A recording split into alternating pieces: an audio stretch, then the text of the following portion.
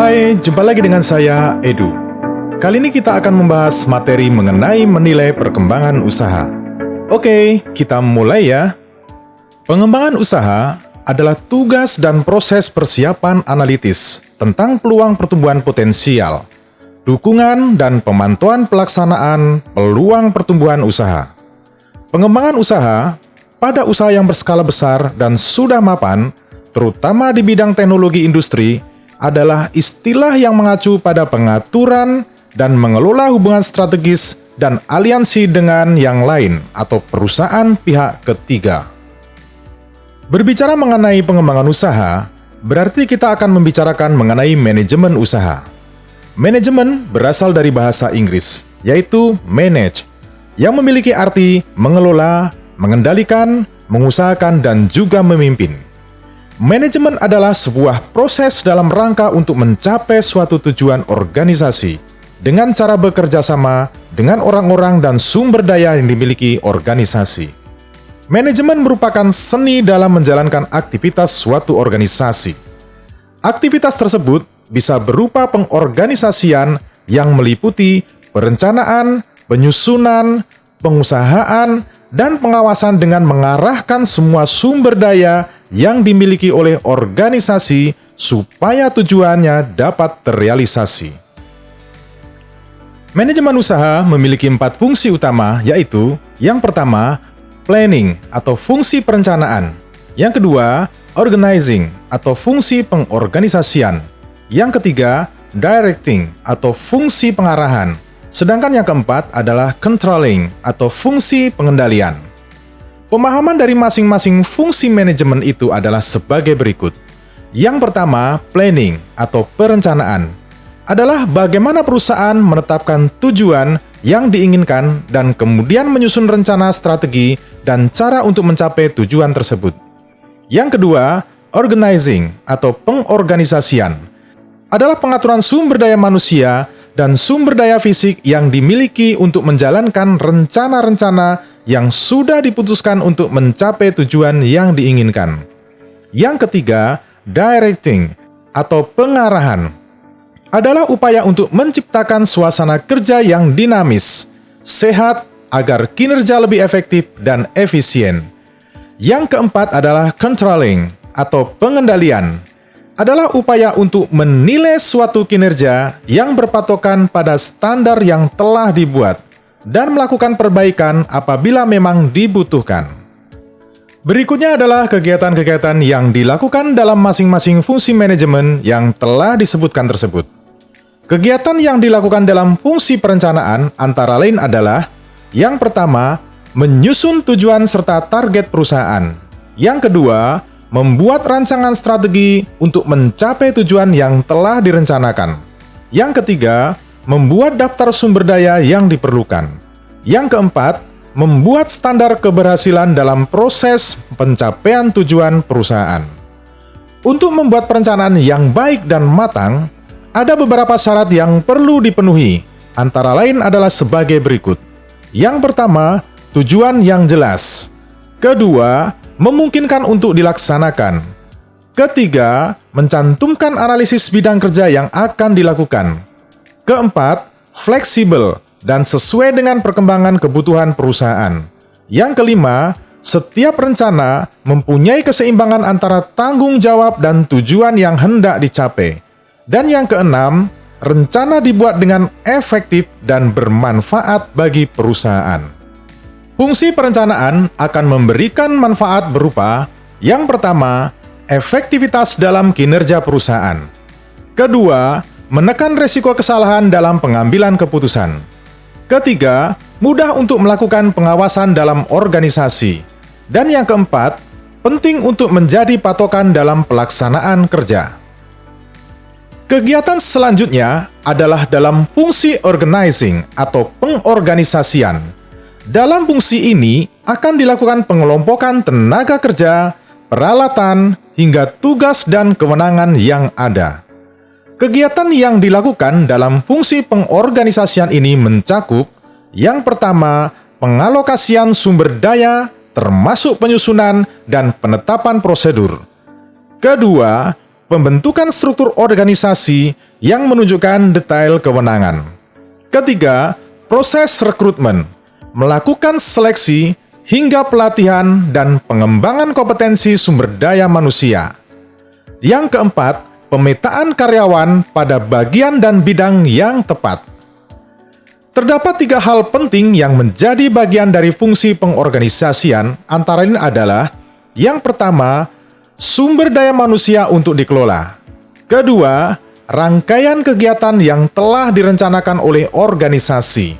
Yang ketiga, pengarahan aktivitas untuk memenuhi target. Maka, dengan menerapkan pengorganisasian yang matang, sebuah perusahaan akan memperoleh manfaat sebagai berikut. Yang pertama, pemetaan bidang kerja yang jelas. Kedua, karyawan tidak akan mengalami kebingungan dalam menjalankan pekerjaan karena telah memahami tugasnya. Dan yang ketiga, proses pembagian tugas dapat fleksibel sehingga dapat dibuat customized dengan kondisi perusahaan. Kegiatan selanjutnya yaitu dalam fungsi pengarahan atau directing. Dalam hal ini, kegiatan yang tercakup dalam pengarahan adalah sebagai berikut. Yang pertama, pendampingan karyawan. Kedua, pemberian motivasi kerja. Ketiga, briefing kerja yang dilaksanakan secara rutin. Dan yang keempat, internalisasi kebijakan perusahaan. Sedangkan kegiatan yang dilakukan dalam fungsi controlling atau pengendalian ada beberapa langkah diantaranya sebagai berikut. Yang pertama, mengukur kinerja para karyawan. Yang kedua, membandingkan kinerja para karyawan apakah sudah sesuai dengan standar apa belum. Jika ada kesalahan, harus segera dievaluasi. Ketiga, melakukan tindakan koreksi kepada karyawan atau pekerjaan yang salah atau dianggap belum memenuhi standar. Keempat, memastikan para karyawan berjalan ke arah yang tepat. Sedangkan yang kelima, memastikan seluruh pekerjaan dapat diselesaikan dengan tepat waktu dan tidak melebihi budget yang telah dialokasikan. Saat melakukan kegiatan manajemen, maka ada 3 hal yang harus dijalankan, yaitu: yang pertama, mengetahui bagaimana pengelolaan sebelum menjalankan usaha. Kedua, mengetahui pentingnya fungsi manajemen. Yang ketiga, mampu mempraktekkan fungsi manajemen. Selanjutnya adalah perencanaan usaha. Perencanaan yaitu bagaimana perusahaan menetapkan tujuan yang diinginkan dan kemudian menyusun rencana strategi bagaimana cara untuk mencapai tujuan tersebut. Ada beberapa aktivitas dalam fungsi perencanaan, yaitu: yang pertama, menetapkan arah tujuan dan target bisnis.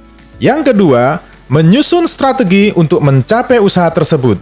Yang ketiga, menentukan sumber daya yang dibutuhkan.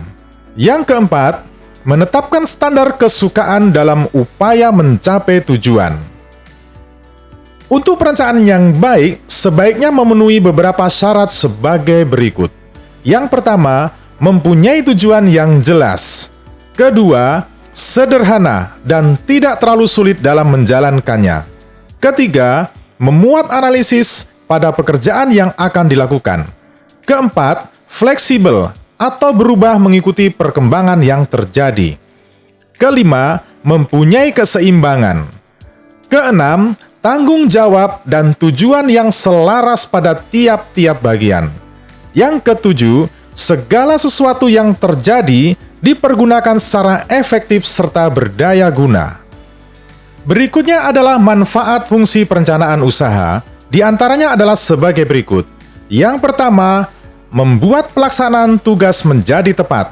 Yang kedua, kegiatan pada tiap-tiap unit akan lebih terorganisasi ke arah tujuan yang sama. Ketiga, dapat menghindari kesalahan yang mungkin terjadi. Keempat, memudahkan pengawasan. Kelima, menjadi pedoman dasar dalam menjalankan kegiatan. Dalam manajemen tidak hanya terdapat prinsip, fungsi, serta sarana manajemen, tetapi terdapat bidang-bidang manajemen. Bidang manajemen tersebut terdiri dari: yang pertama, manajemen produksi. Kedua, manajemen pemasaran. Ketiga, manajemen keuangan. Keempat, manajemen sumber daya manusia. Sedangkan yang kelima adalah manajemen akuntansi atau administrasi. Pembahasan masing-masing bidang manajemen adalah sebagai berikut. Yang pertama adalah manajemen produksi. Manajemen produksi adalah kegiatan untuk mengkoordinasikan serta mengatur faktor-faktor produksi, seperti sumber daya alam, sumber daya manusia atau tenaga kerja, modal, dan kemampuan kewirausahaan secara efektif serta efisien untuk dapat menciptakan dan menambah nilai guna suatu barang maupun jasa. Manajemen produksi merupakan sebuah proses manajemen yang bertanggung jawab kepada seluruh proses perencanaan serta aktivitas produksi, distribusi, maupun manajemen proyek yang sedang dijalankan oleh organisasi. Kegiatan manajemen produksi menyangkut hal-hal sebagai berikut. Yang pertama, perencanaan sistem produksi.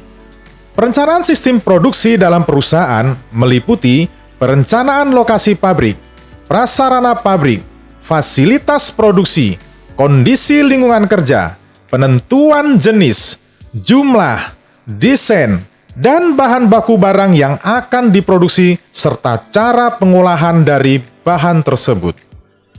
Yang kedua, pengawasan produksi. Tujuan utama pengawasan produksi adalah untuk mencegah dan memperbaiki penyimpangan, kesalahan, serta kegiatan lain yang tidak sesuai dengan prosedur perencanaan, sehingga proses produksi dapat berjalan dengan cara yang terbaik, biaya terendah, serta mempunyai ketepatan waktu. Untuk yang kedua adalah manajemen pemasaran. Manajemen pemasaran adalah salah satu bidang operasional dalam perusahaan yang perlu penanganan sungguh-sungguh. Hal ini menyangkut berhasil atau tidaknya produk yang telah dibuat sampai kepada konsumen. Tujuan utama dari manajemen pemasaran pada umumnya adalah untuk meningkatkan volume penjualan dari produk yang telah dihasilkan. Proses manajemen pemasaran mencangkup beberapa kegiatan sebagai berikut. Yang pertama, riset pasar, yaitu sebuah penelitian yang dilaksanakan oleh perusahaan untuk mengidentifikasi kehendak serta keinginan konsumen. Hal ini bertujuan agar perusahaan dapat menentukan produk yang sesuai dengan selera dan kebutuhan konsumen. Yang kedua, perencanaan pemasaran, yaitu proses penentuan segmen pasar, target penjualan, metode pemasaran, dan memilih atau menentukan alat pemasaran. Ketiga, melaksanakan analisis terhadap peluang pasar, kendala atau tantangan, serta ancaman dari pesaing. Yang keempat, mempromosikan produk, yaitu dengan membuat iklan promosi melalui media massa, billboard, reklame, personal selling, dan publisitas lainnya.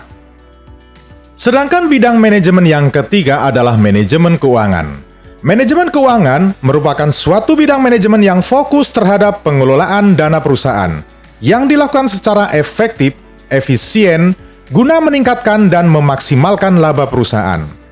Dalam manajemen keuangan, ada beberapa aspek, di antaranya adalah sebagai berikut.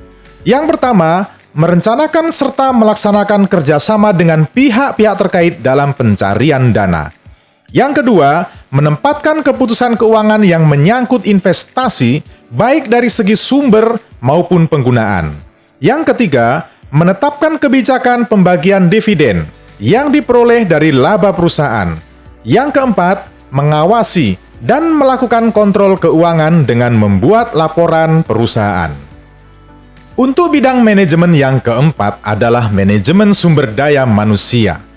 Manajemen sumber daya manusia atau yang disebut dengan manajemen personalia adalah bidang yang fokus terhadap kegiatan yang berhubungan dengan tenaga kerja, seperti pengadaan atau rekrutmen, pengembangan atau peningkatan mutu, pemberian kompensasi atau gaji dan upah, pengintegrasian atau penyatuan, serta pemeliharaan terhadap sumber daya manusia.